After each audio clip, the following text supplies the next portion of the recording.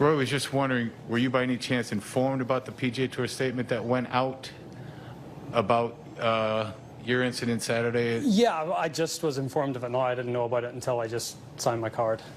And what is it? What do you how do you react to this? Yeah, I mean, look, I came in here yesterday after hearing about what Patrick had been through on the 10th hole, sort of giving him the benefit of the doubt, because I just went through a similar thing on 18 yesterday. I hit a 5-iron for a layup. It sort of got caught up in the wind and ballooned, and it landed beside 3 volunteers, but they didn't see it. So, the 3 guys were searching for the ball as I got there. We took a while to, it took maybe a minute and a half to find it.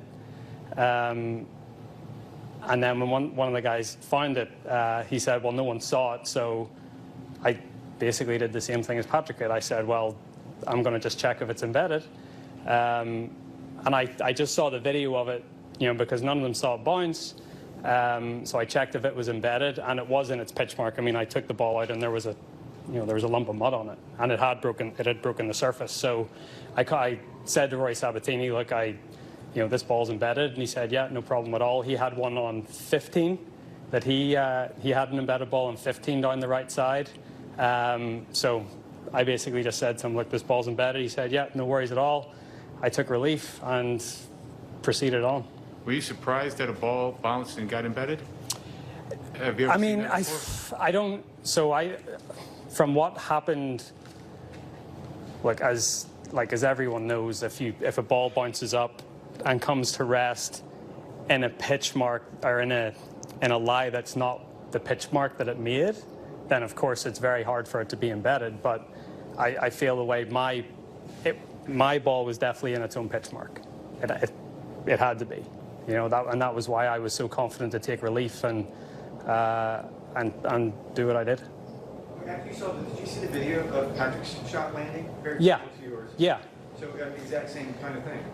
I mean, I guess so. Look, again, I said to you guys afterwards yesterday, I said, look, I haven't seen the video yet, but it's not uncommon for someone to put a tee down on the ground and check if their ball's embedded, especially in soft conditions. So, I was sort of given, without seeing that video, giving Patrick the benefit of the doubt, because it seemed to me like it was a bit of a storm in a teacup.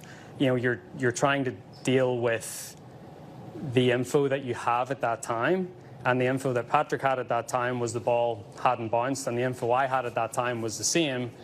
And I went down, and on my life, that ball of mine was plugged. It was in its own pitch mark. So I took relief, and again I went on from there.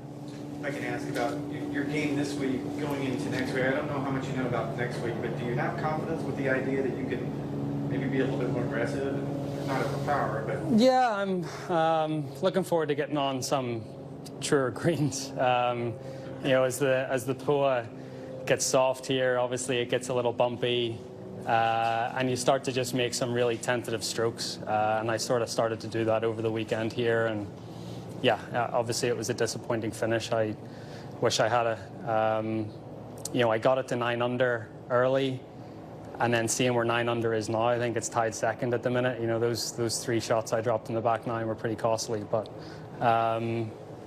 yeah, I'm seeing some good signs of my golf, but still some things I need to work on. Rory, considering what happened to you and Patrick, perception is a lot out here on the PGA Tour. Do you think that you think this will be a reminder for players, or maybe even force players to be more cautious, bring more rules officials in if there's something like this, or not? Yeah, I mean, look, if Patrick brought a rules official in and I didn't, so but there's never, I don't think I've ever had an issue before with the rules.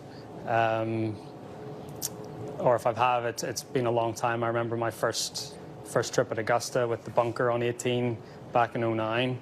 But look, I like everyone out here. I mean, it's the worst thing in golf to be labeled as someone that tries to get away with something, or labeled a cheater, and that's just not how you want your reputation to be.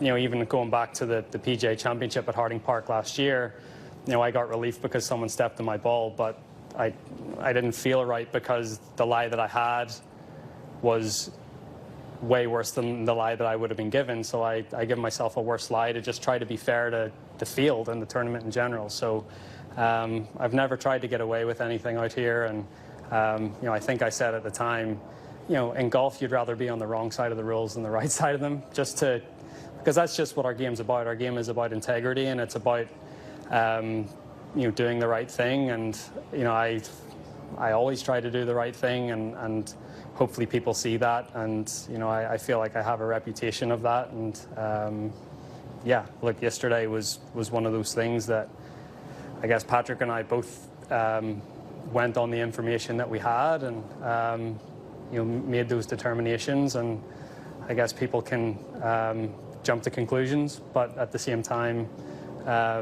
we were, I guess, well within our rights to do what we did. And I